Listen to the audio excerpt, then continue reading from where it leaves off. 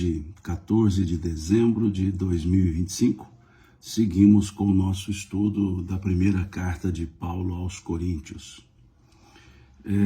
Hoje vamos conversar sobre o capítulo 7 da primeira carta de Paulo aos Coríntios, e nesse capítulo 7 nós teremos Paulo conversando a respeito da família, a respeito do casamento, a respeito da convivência conjugal.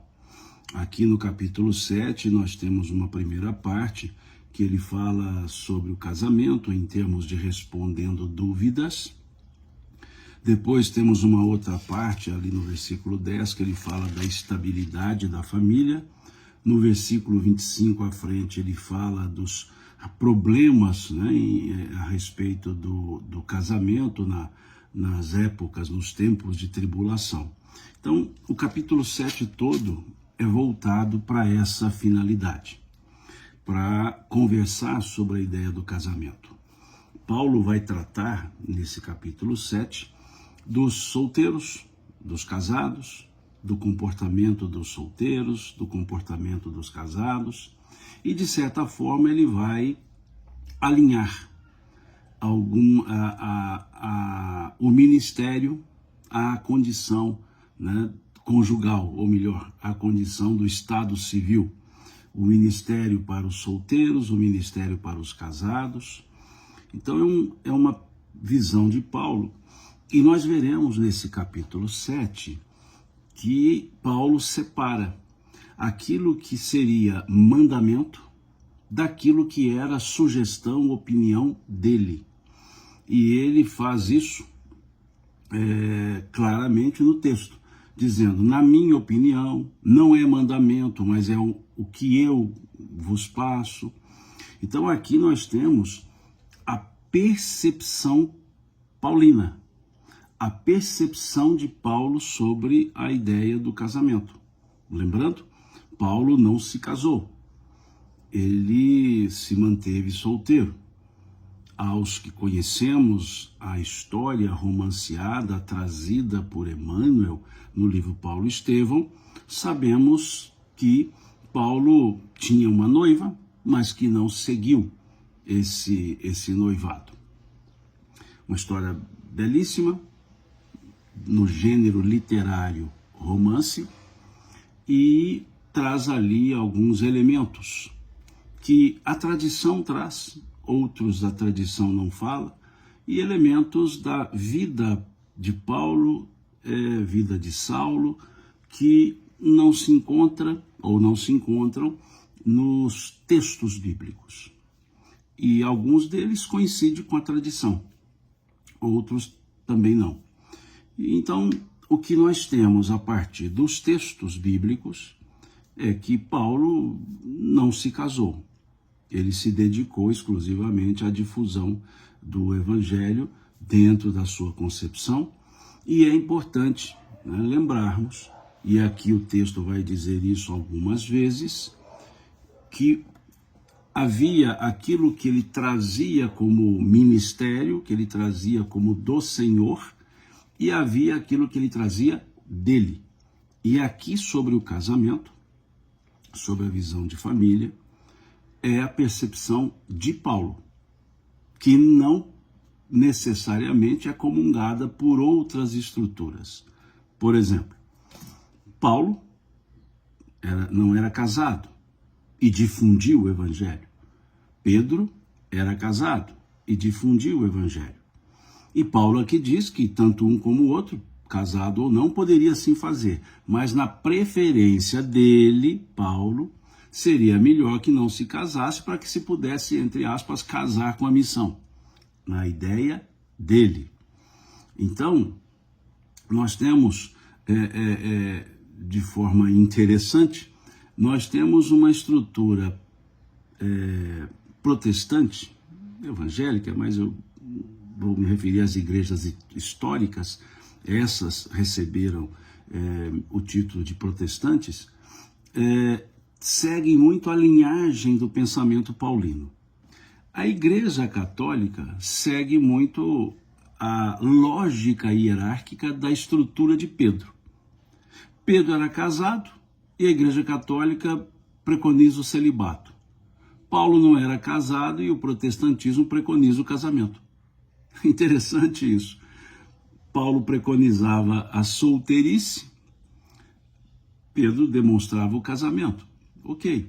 Agora, quem segue Pedro copia de Paulo o celibato, e quem segue a ideia paulina copia de Pedro o casamento. É interessante essa inversão, né?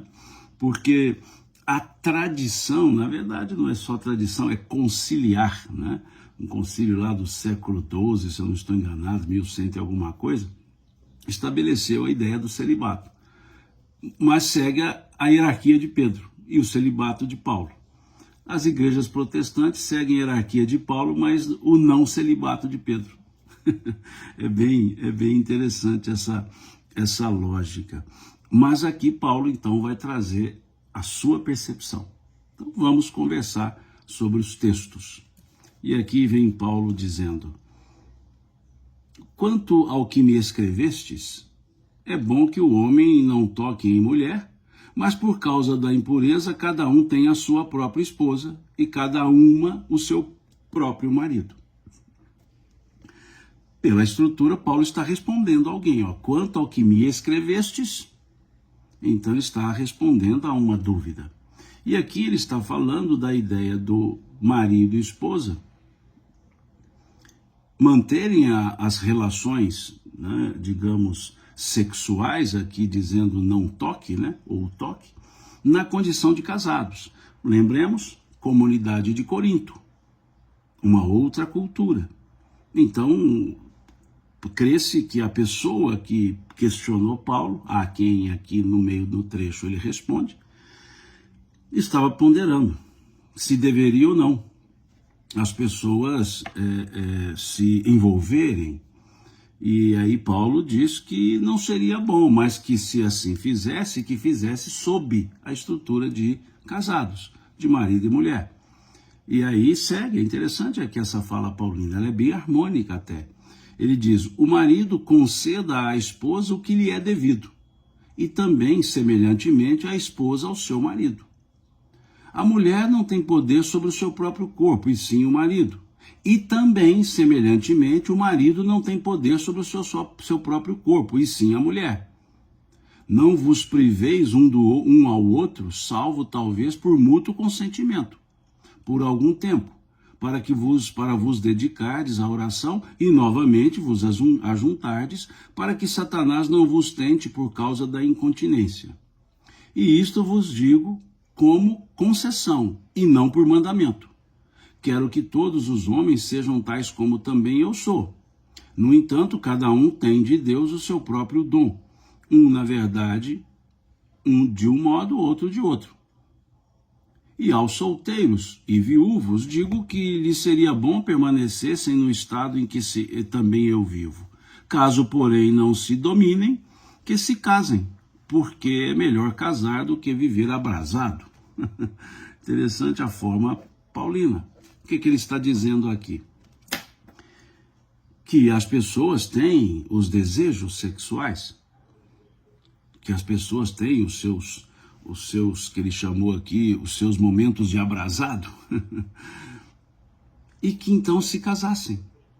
Aqueles que conseguissem viver o celibato, que vivenciassem, né? que vivessem no. E ele dizia que, nesse sentido, quando ele fala do corpo de um pertencer a outro, ele está querendo dizer que quando se unem, os dois trabalham por consentimento. Então ele está dizendo, o corpo da mulher pertence ao homem, o corpo do homem pertence à mulher. Quer dizer, ele está usando uma força de expressão para dizer, olha, ali são os dois formando um, e que um e outro devem respeito mútuo, e que, é interessante, ele diz, né, que pode se privar desse contato, desse relacionamento sexual por um tempo para dedicar às orações, diz ele aqui. Mas, né, novamente ele fala, novamente vos ajuntardes para que Satanás não vos tente por causa da incontinência. Paulo reconhece que a energia sexual é uma forte energia. E é uma potência da alma. A energia sexual é uma potência da alma. Ela se manifesta enquanto encarnados numa estrutura corporal, mas é uma energia latente, criativa e criadora. Então, Paulo reconhece isso. O que Paulo aqui traz é a forma do exercer.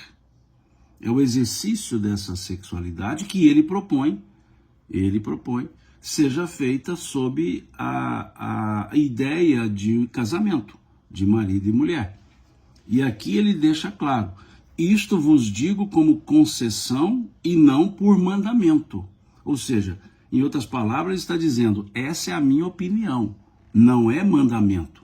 Não está na estrutura do evangelho, mas está no bom senso.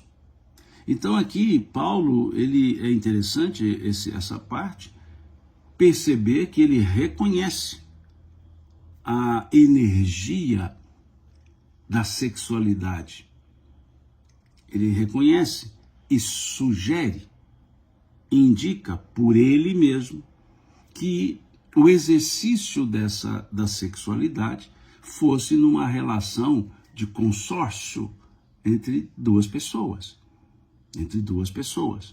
Então é importante entender esse momento aqui, Paulo, porque é um momento de resposta. Como ele diz aqui, quanto ao que me escrevestes, então ele está respondendo a uma questão e deixa claro que é a opinião dele. Isso vos digo como concessão e não por mandamento. É o versículo 6. Então é interessante, e aqui ele equipara marido e mulher, colocando em ambos os mesmos direitos e, em tese, as mesmas obrigações. Obrigações não no sentido de forçadamente, no sentido de dever. Ele coloca os direitos e os deveres e os coloca no mesmo nível para o homem, para a mulher, para o marido, para a esposa, no mesmo nível. Ele não faz aqui acepção. E é interessante que se tratava de uma cultura patriarcal. E Paulo traz a ideia de igualdade. Igualdade nos direitos, igualdade nos deveres. Nos deveres de um para com o outro. Não na forma deles, mas de um para com o outro. Nos direitos de um para com o outro. Por isso ele trabalhar esse conjunto. E aqui ele traz a ideia para os solteiros, lá no versículo 8º, que ele diz, e aos solteiros e viúvos, ou seja, não tem o direito dever conjugal, ele diz, digo que lhes seria bom se permanecessem no estado que eu também vivo, ou seja, não consorciado, celibatário. Caso, porém, não se dominem, que se casem, porque é melhor casar do que viver abrasado. Então ele mais uma vez aqui se refere a essa energia da sexualidade.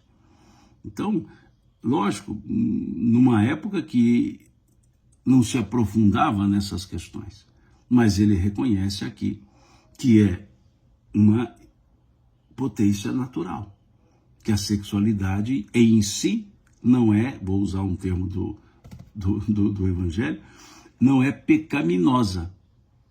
A sexualidade, o desejo sexual, nada disso é pecaminoso. Estou usando uma palavra dos textos. O que Paulo aqui pondera é a forma do exercício. É o exercício da sexualidade, que ele então sugere, dizendo ele, vos digo por concessão, sugere seja na condição conjugal, na condição dos companheiros. Então, é o que ele coloca aqui, nesse capítulo 7, do versículo 1 ao versículo 8º. Depois, do versículo 10 ao versículo 24, Paulo vai falar da estabilidade da família. Então, vamos ler. Ora, aos casados ordeno, não eu, mas o Senhor, que a mulher não se separe do marido. Aqui ele já não está falando da opinião dele, ele cita os textos, que a mulher não se separe do marido. Se, porém, ela vier a separar-se, que não se case ou que se reconcilie com seu marido. E agora, depois eu explico. E que o marido não se aparte de sua mulher. A expressão do versículo 11, o versículo 11, ele é colocado entre parênteses. Na exegese, quando se coloca parênteses ou colchetes, é porque o texto não é consenso. É um texto que não necessariamente se encontra nos originais que serviram para a tradução, as chamadas fonte Q, fonte T. Então, quando se coloca entre parênteses, é porque não há uma concordância nas fontes. Então, o versículo 11, quando ele começa, se porém ela vier a separar-se, que não se case, ou que se reconcilie com seu marido, está entre parênteses ou colchetes. As boas traduções assim o fazem, por regra, né?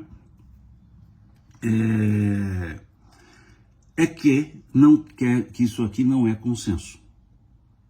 Não se pode afirmar que isso estaria claramente na carta paulina, mas que na maioria das fontes figura essa expressão, mas em algumas não figura essa expressão, né?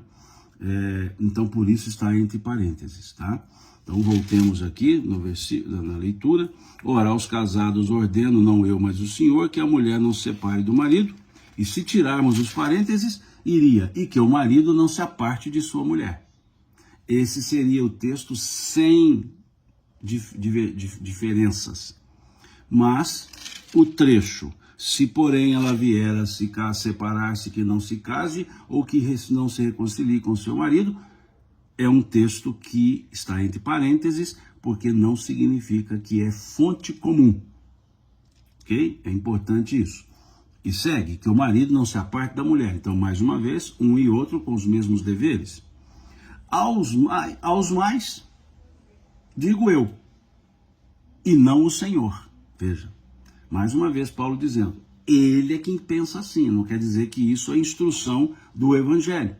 Então ele diz, aos mais, digo eu, não o Senhor, se algum irmão tem mulher incrédula e esta consente em morar com ele, não a abandone.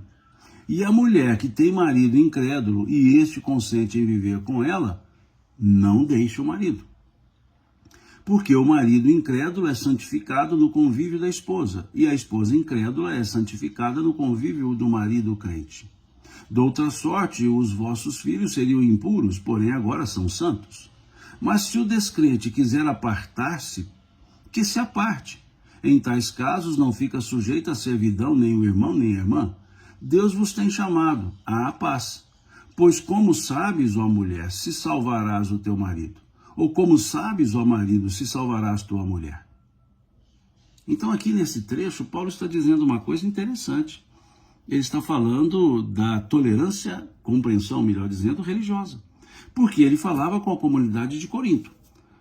Na comunidade de Corinto tínhamos judeus, tínhamos gentios, tínhamos judeus cristãos, tínhamos gentios cristãos. Então por isso ele diz marido incrédulo ou mulher incrédula. Ele quer dizer, olha, se no casamento uma cristã se casa com um gentil ou com um judeu, tudo bem. Se um cristão se casa com uma esposa gentia ou judia, tudo bem. E se um deles, que é o que ele chamou incrédulo, quer não seguir a religião, quer apartar do lado religioso, tudo bem. Paulo dizia também, tudo bem. Ele diz aqui, Deus vos tem chamado à paz. Então ele trabalha com a ideia de que não precisa ter contenda religiosa. Então, se a esposa casou-se com um gentílico, ótimo. Se o marido casou-se com uma gentílica, ótimo.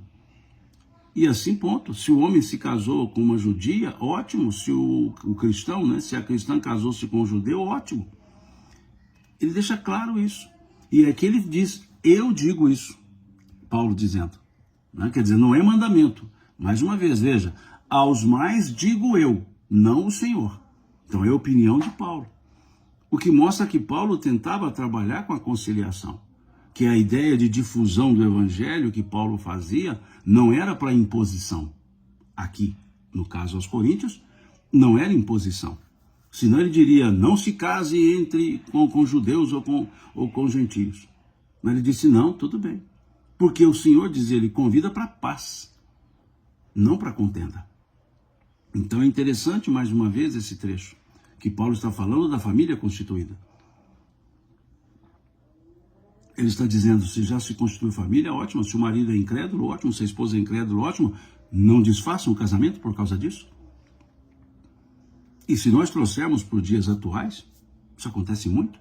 O marido é católico, a esposa é evangélica, protestante, budista, o ateu, ateia, né? Ou seja, isso não é o elemento que vai significar dissolução de casamento.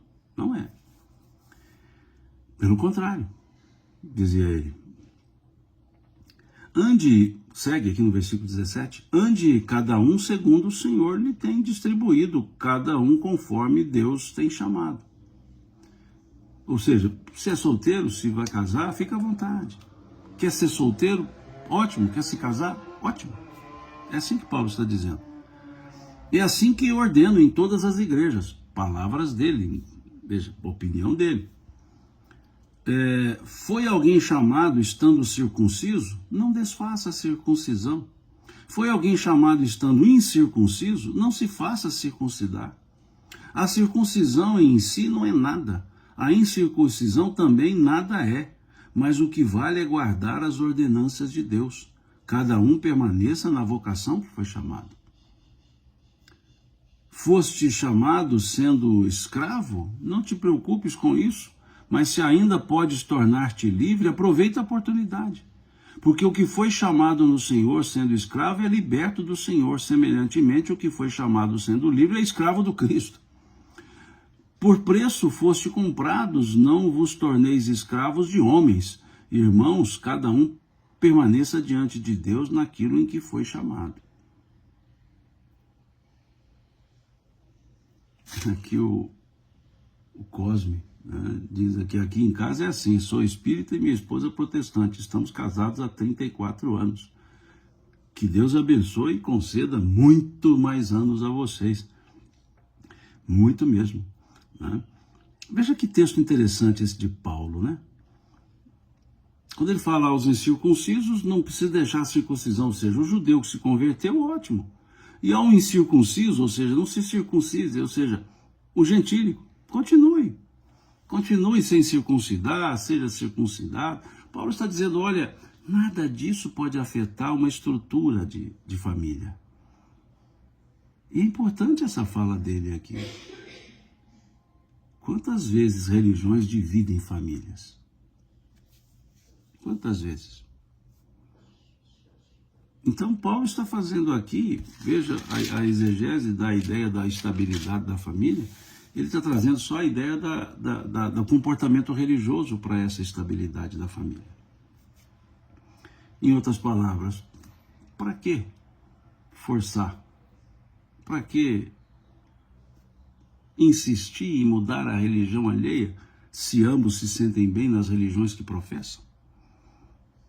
Que isso não seja caso de contenda. Que a estabilidade esteja no sentimento de um para com o outro. Aqui o Flávio também diz, né? Aqui também, eu espírita, ela presbiteriana e tudo certo. Tudo certo. Exatamente, Flávio. Porque são caminhos para um encontro igual. O encontro de nós para com Deus. Ponto. Se é ateu, ótimo também. Caso um é religioso, outro é ateu. Deus abençoa os dois. Né? E tranquilo. Para que isso? Para que descender? Nada deve ser motivo de dissensão. E segue Paulo, né, falando dos tempos de tribulação na vida familiar. Ele diz: com respeito às virgens, não tenho mandamento do Senhor, porém dou minha opinião, como tendo recebido do Senhor a misericórdia de ser fiel. Então veja, mais uma vez, opinião, né? Priscila diz aqui sou espírita e meu marido católico, casados há 20 anos. Opa, Deus abençoe. Então aqui Paulo mais uma vez dá opinião. Não tenho mandamento do Senhor, porém dou minha opinião, como tendo recebido do Senhor a misericórdia de ser fiel. Considero, por causa da angustiosa situação presente, ser bom para o homem permanecer assim como está. Está casado? Não procures separar-te. Estás livre de mulher? Não procures casamento. Mas se te casares, com isto não pecas. E também se a virgem se casar, por isso não peca. Ainda assim, tais pessoas sofrerão angústia na carne, e eu quisera poupar-vos. Isso, porém, vos digo, irmãos, o tempo se abrevia, e que o que resta é que não só os casados sejam como se não fossem, mas também os que choram como se não chorassem, e os que se alegram como se não se alegrassem, e os que compram como se nada possuíssem, e os que utilizam do mundo como se dele não usasse, porque a aparência deste mundo passa. O que realmente eu quero é que estejais livres de preocupações. Quem não é casado, cuida das coisas do Senhor, de como agradar ao Senhor. Mas o que se casou, cuida das coisas do mundo, de como agradar a esposa. E assim está dividido. Também a mulher, tanto a viúva como a virgem, cuida das coisas do Senhor para ser santa, assim no corpo como no espírito. A que se casou, porém, se preocupa com as coisas do mundo e de como agradar ao marido. Digo-vos em favor dos vossos próprios interesses, não que eu pretenda enredar-vos, mas somente para o que é decoroso e vos facilite o conservar-vos desimpedidamente ao Senhor. Entretanto, se alguém julga que trata sem decoro a sua filha, estando já a passar-lhe a flor da idade, e as circunstâncias o exigem, faça o que quiser. Não peca que se casem. Todavia, o que está firme em seu coração, não tendo necessidade, mas domínio sobre o seu próprio arbítrio, e isto bem firmado no seu ânimo, para conservar virgem a sua filha, bem fará. E assim, quem casa a sua filha virgem traz bem, quem não casa faz melhor. A mulher está ligada enquanto vive ao marido, contudo, se fortalecer o marido, fica livre para casar-se com quem quiser, mas somente no Senhor. Todavia será mais feliz se permanecer viúva, segundo a minha opinião. Veja, fala dele. E penso também que eu tenho um Espírito de Deus. Então aqui veja várias vezes Paulo dizendo aqui que é a opinião dele. Então não é imposição. E mais uma vez, do versículo 25 ao 39, Paulo está falando da liberdade. Ele entende, Paulo, que se a pessoa não tiver compromisso familiar, conjugal e familiar, com filhos, essa pessoa estaria mais livre para servir ao Cristo. Essa é a opinião dele. Ele entende que a pessoa que se casa tem que se preocupar com as coisas do mundo. A manutenção da família, a amorosidade à família, o acompanhamento à família, e que isso divide o tempo. Então, na opinião paulina, como ele era celibatário, ele entendia que assim melhor se serviria à causa. Mas ele deixa muito claro, é a opinião dele. Ele diz, dou minha opinião. Então não podemos taxar como regra. Não é regra. Paulo nunca condenou o casamento, nunca exaltou o celibato. Paulo indicou que na trajetória dele, como ele fazia, vivenciando divulgando, viajando, seria mais prático se a pessoa fosse solteira. Seria mais prático para se devotar integralmente a essa causa. Mas ele não recriminava, não proibia que os casados assim fizessem, assim dizia. Eles ficariam divididos. E é importante isso. Quando se tem o compromisso familiar, conjugal, familiar, há que se olhar esse compromisso. Primeiro, não se sacrifica a família em prol de um propósito de divulgação.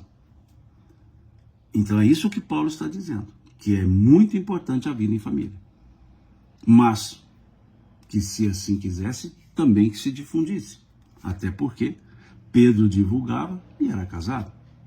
E não pode se dizer, mas ele se separou para servir exclusivamente o evangelho. Não. Não há fonte nenhuma dizendo isso. Não há nenhuma evidência para isso. Continuou casado, seguiu sua vida, serviu ao Cristo, serviu a sua condição e pronto. Então, não se pode dizer que o evangelho preconiza o celibato. Não. Pode-se dizer que Paulo prefere o celibato ao casamento, mas não proíbe o casamento e nem coíbe os casados de servirem na causa do Cristo. É muito interessante essa lógica.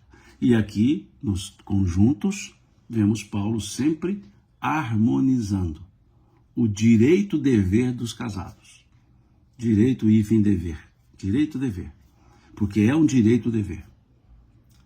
Há direitos e há deveres, harmonizados em cada um e harmonizados nos dois.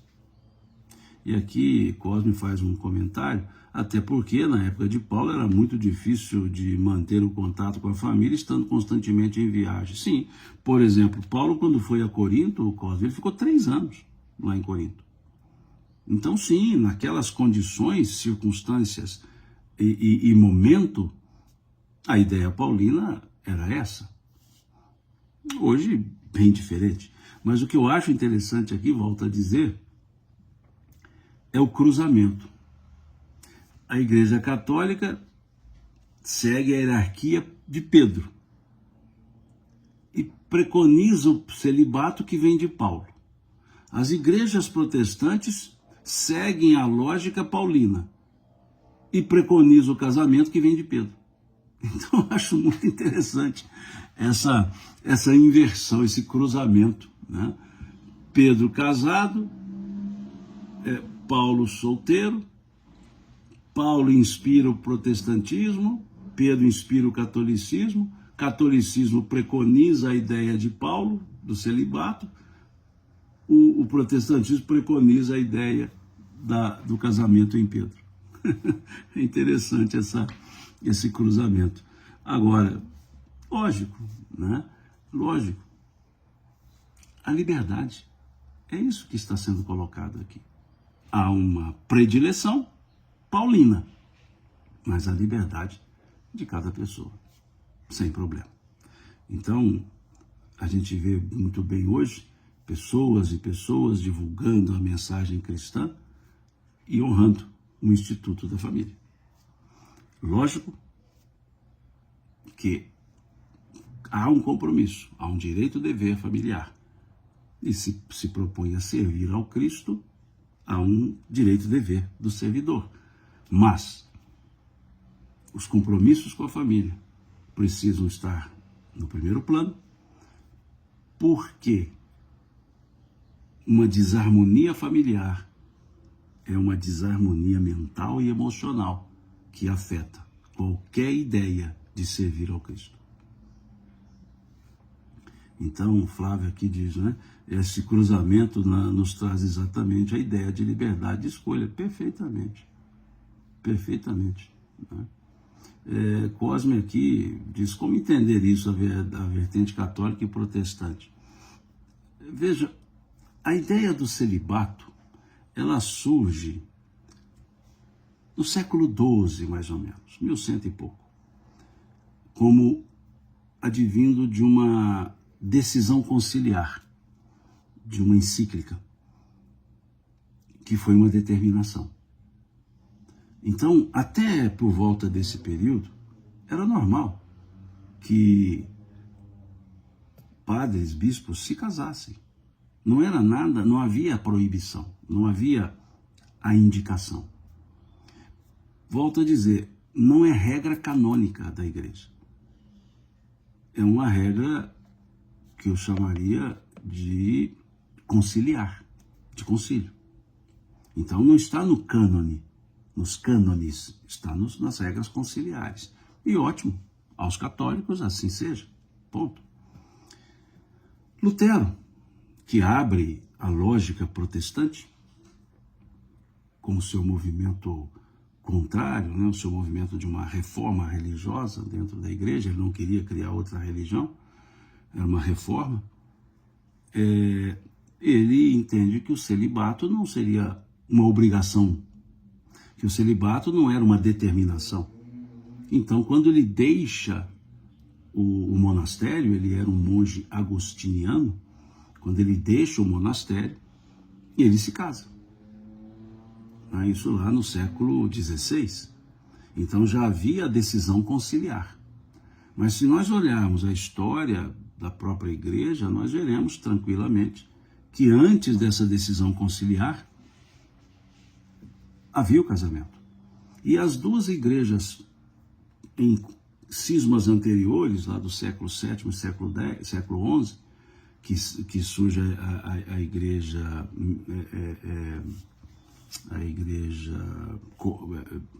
ortodoxa, e depois a igreja de Constantinopla, aliás, antes a igreja de Constantinopla, depois a ortodoxa, são dois movimentos.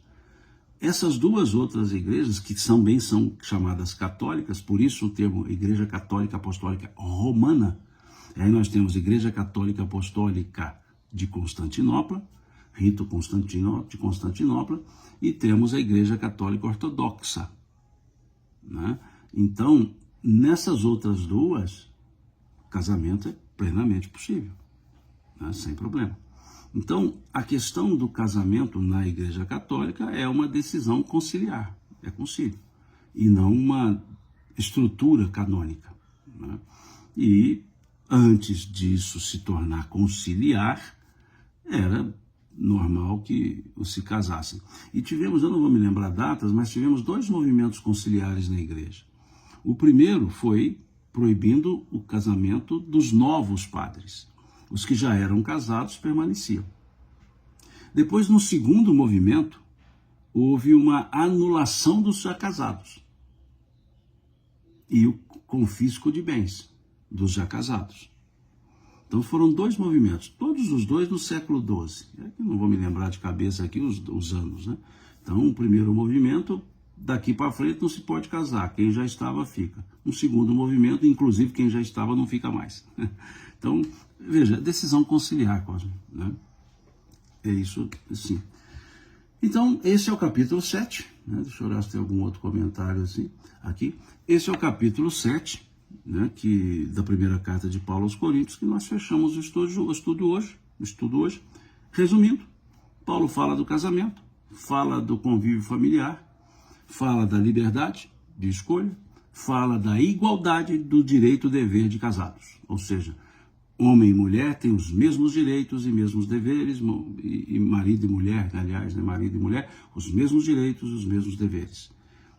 Então ele harmoniza, né, e preconiza, pela sua predileção, que o celibato, mas que o casamento não é impeditivo para seguir e servir e divulgar o Evangelho.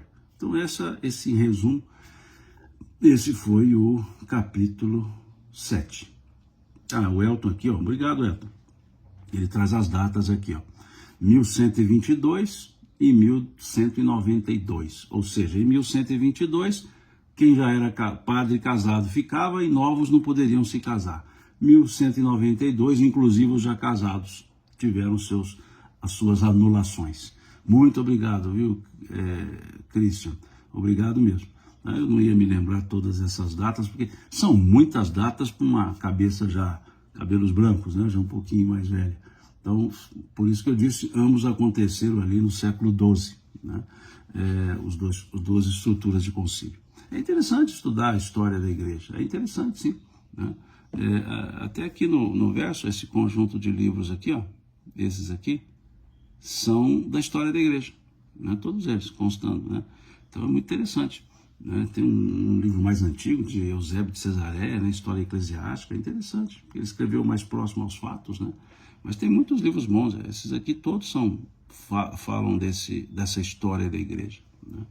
Então é interessante. Obrigado, viu, Elton, pela contribuição aqui das datas, né?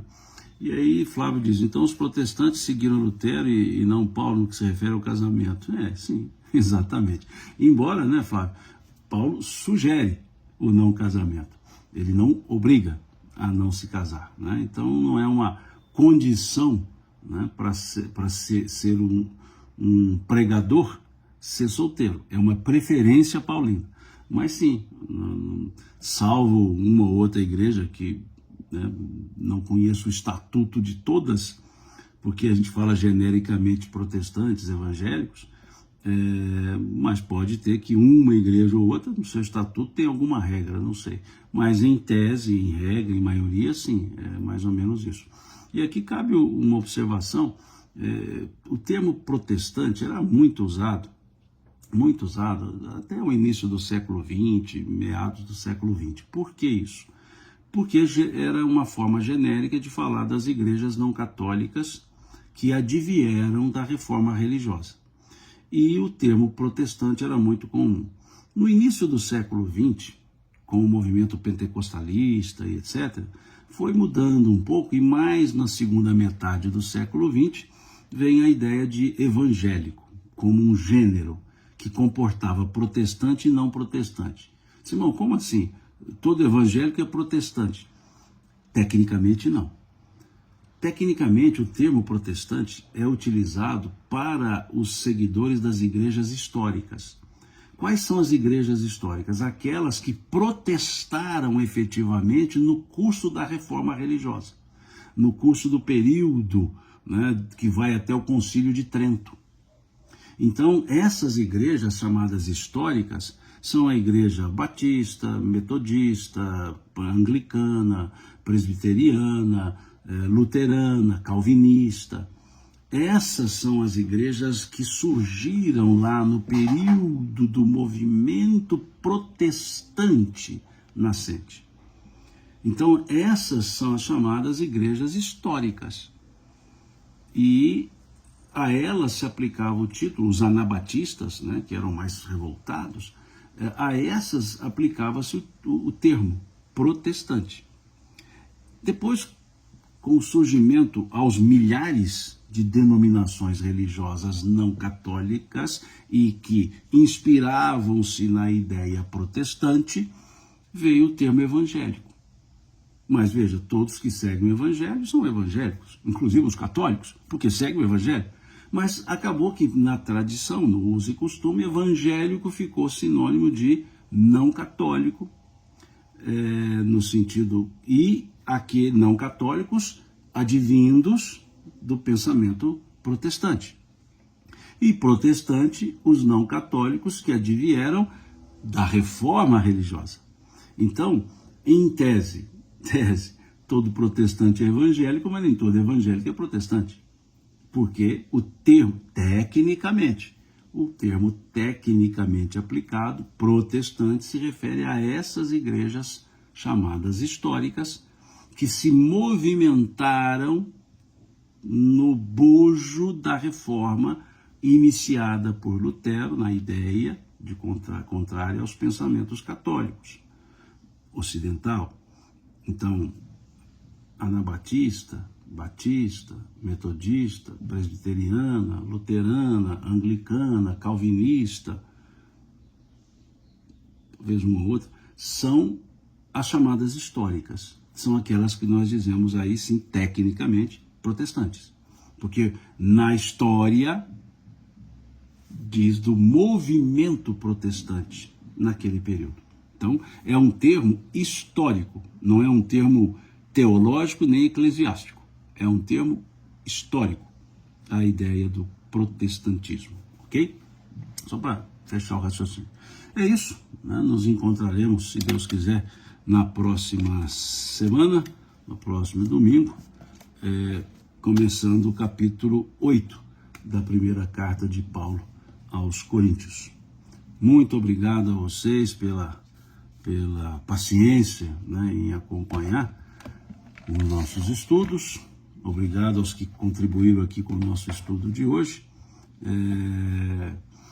Esse estudo né, que o Cosmo, o Flávio e outros que contribuíram aqui com as trocas de ideias, né?